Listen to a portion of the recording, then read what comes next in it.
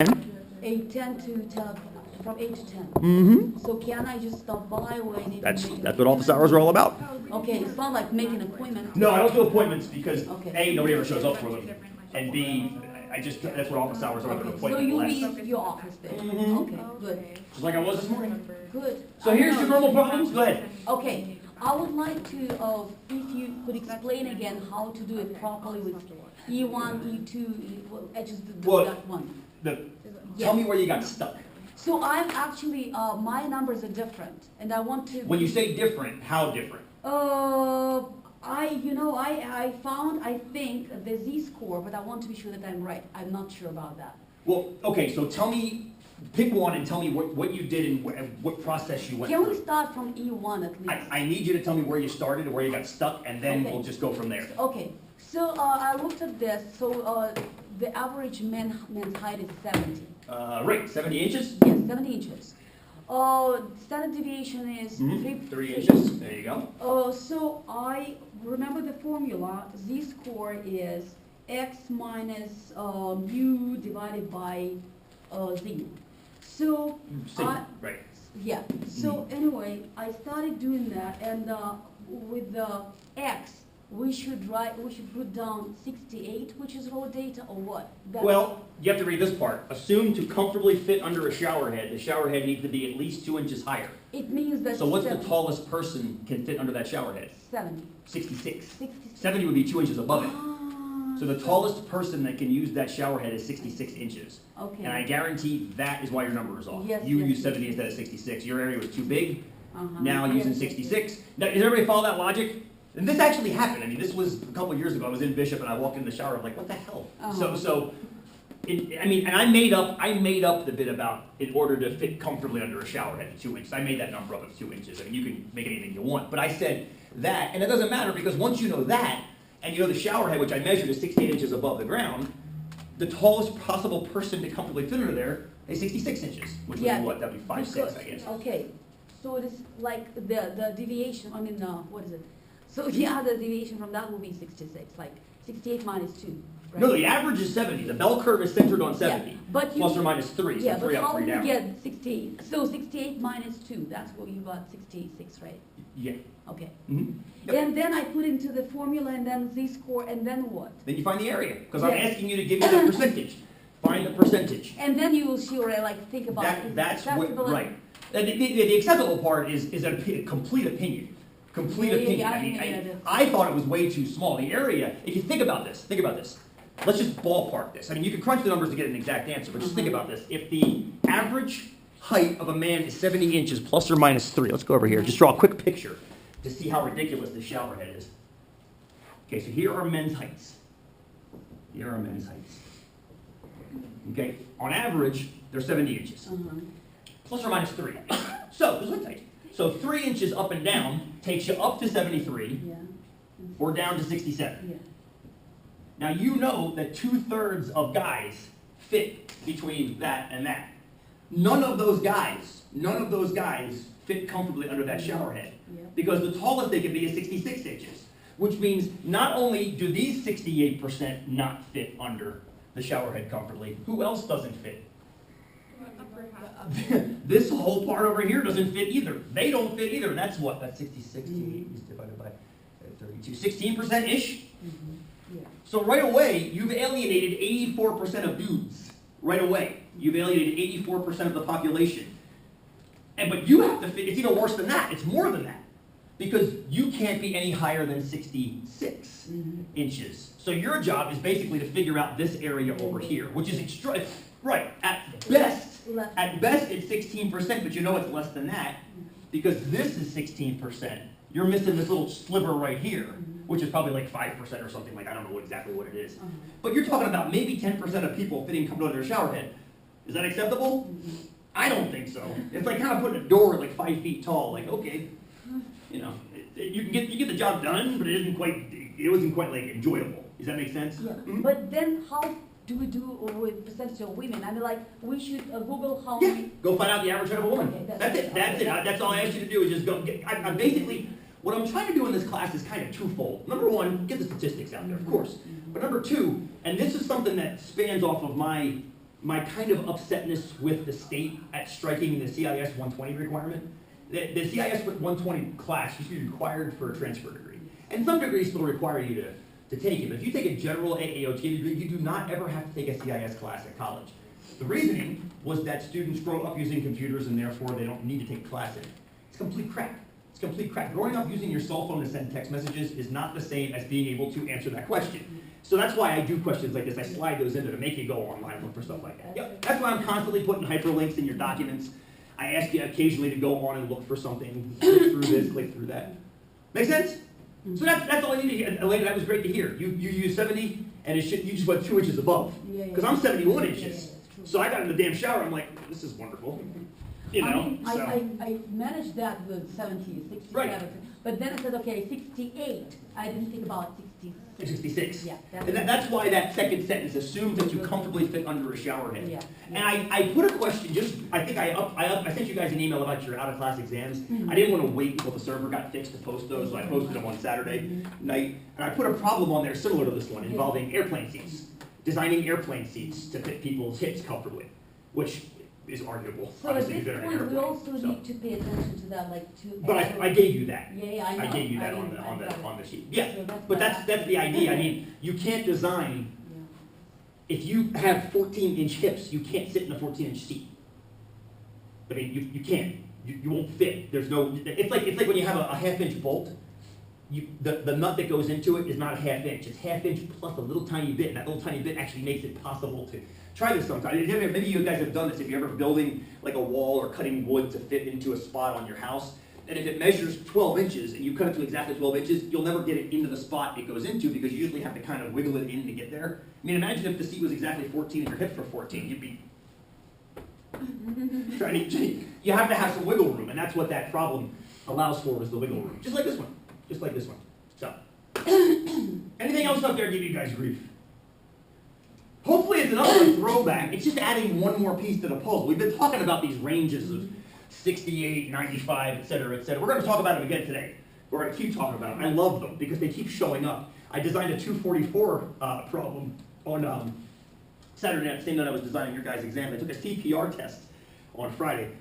You're going to have a heart attack. This is a great time. Just let you know, certified 100% on my exam. Not going to brag, just a little bit maybe. But anyway, as I was taking the multiple choice part of the exam, I saw there was a bunch of A's and D's in a row, and I'm like, that seems kind of strange. So I have my 244s actually test to see if it's strange, the order they came at it. And what's so cool about it is the test that you use to test that kind of a thing is not the most obvious. So I made up a new one that is more obvious. And guess what shape pops up in the data when you start running the Monte Carlo test? A bell shape. Why? I have no idea. It just did. And that's the beauty of it. It's one of those things. It's one more thing to add to that beautiful laundry list of things that are bell-shaped. You know, the pattern of runs in a multiple choice exam of 25 questions. Who the hell would have known? I wouldn't have known. I had no idea. But there it is. If you have 25 questions, you should have about 19 runs of letters, like AA, BBB. You should have no more than 9. Well, 19 is the average, plus or minus. I always freak out when that, I freak out. And I saw so many of them, like, something's up. And what's so fun, I watched students, because as soon as I realized that I put down and watched the room, they were freaking out too. They were changing answers, and I'm like, oh boy. They take a 243 class. Make peace with the clumps. Make peace with the clumps, right? So, anyway. Cool? Anything else in there give you grief? Eh? Yeah. Cool? Ish. All right. Good stuff. So there's your bell curve. And remember, my plan for Wednesday, bring all your questions from normal, from binomial, from the central limit theorem. We'll bring those up too. Good. Binomial also. Yeah, bring binomial on Wednesday. Yeah, Wednesday we're going to do a big old review day, basically. Just a big old review day. Ask any questions you want. Go back to this one if you want to. And some of you might not have gotten a chance to get to this yet. That's totally fine. And we'll have central limit theorem questions. Not many. There's only a couple of those. And we're essentially done. I mean, I have one more little in-class thing I want to do with you guys over the course of today to kind of drive home the point of why we care about these bell curves so much. So. But also, according to our homework schedule, we have one more thing to talk about. That's the central limit theorem. We're in the middle of doing it right now. Okay. You guys didn't realize it at the time. We started it on Thursday or Wednesday of last week. Yep, that's it. And we'll probably finish it today, I would imagine. It won't take us the entire time even. But the homework, again, if we have a chance to look, we can ask questions. And please have a chance to look between now and Wednesday. I know you got your last project too, which I apologize for the timing. just because of that other project having to get pushed back. But make the effort. I'm going to put office hours up for next week. When's your guys' exam? Is it Monday or Wednesday? Monday. Yours is Monday at this time, right? Yeah. 10. So I'll make sure I have hours before 10, obviously, for you guys. And then after that, you won't care. I was going to say I'll have some after too, but you won't care after that. So we'll just make sure that they're for that. Did you guys get the email with the exams in it over the weekend? Good. Hopefully you got. I'm hoping that people actually check their email still. I understand it's kind of a '90s thing. I'm constantly checking it. And I me too. I mean, I check that way more than my phone for text and things like that. But I'm thinking that maybe what we should start doing as a school, and I think we're getting this way, is anytime any of us send anything, it not only goes to email, but also to a text message, but also to a Facebook, but also to a Twitter account. The problem with that might be data at that point. It might just create a data load that's prohibitive. I think we tried asking students to put a preferred chain of communication down, like if you prefer text more than email, but I don't think that worked for whatever reason. Probably a data issue. Yeah. Anyway, keep checking your email now that we have one day left together. Of course, that was on your very first quiz, if you remember correctly. So, you probably don't remember, that's okay, it was like 10 weeks ago. All right, I'm going to hand around the dice we were playing with in class on Wednesday. Thank you, Jada. So grab your pair. Haley, you weren't here, so let's just grab, you grab yours last. Okay. You guys grab whatever color you had, you grab, and whatever color's left behind, grab whatever color there. And the colors are important. While you guys are handing those around, that's recording, right? Yeah. While you guys are handing those around, I'm going to slap some stuff up on the board. Some of this looks familiar. The rest of it you'll become familiar to you from Wednesday.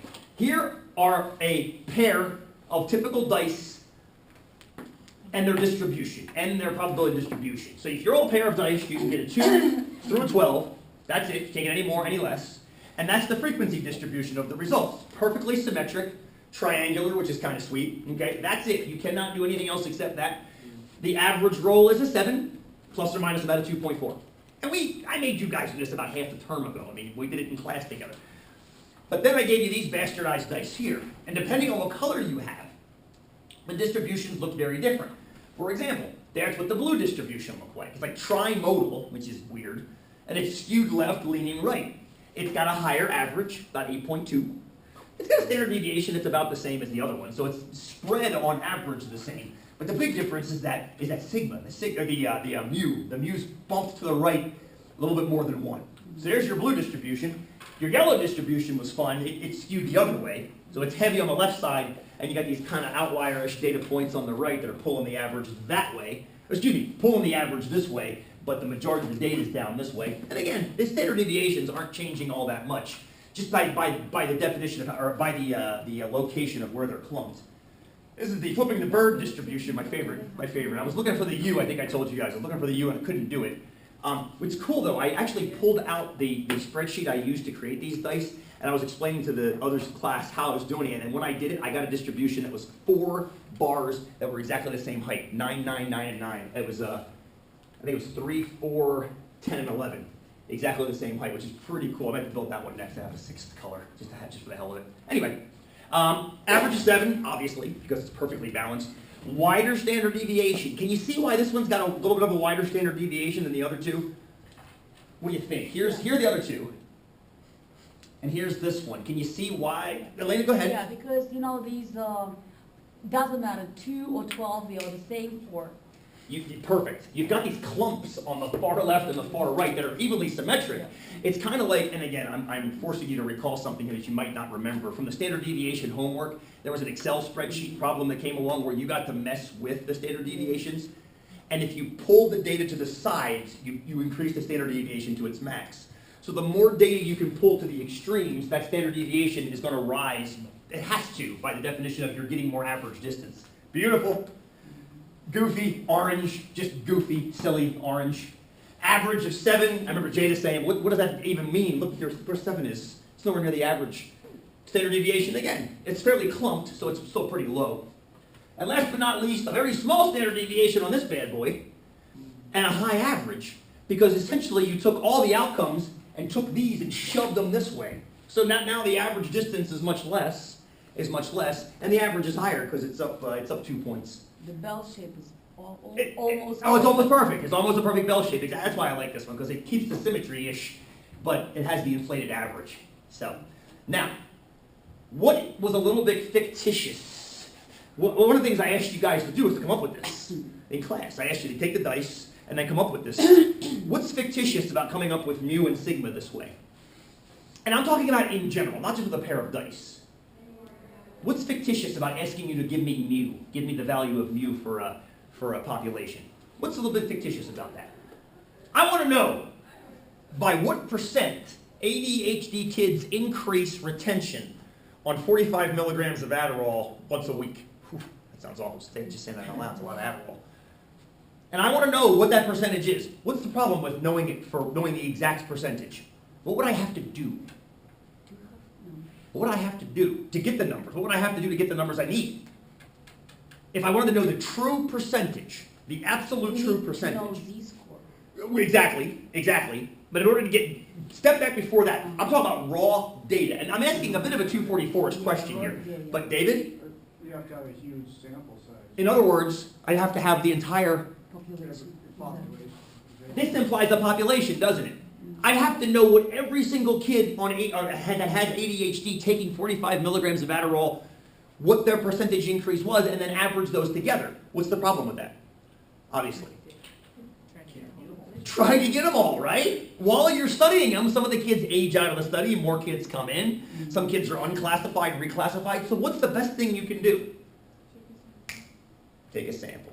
So here, and that is the whole point. What I want you to now do is, I've given you dice. I'm now going to give you your last in-class quiz. This is very sad. This is very sad.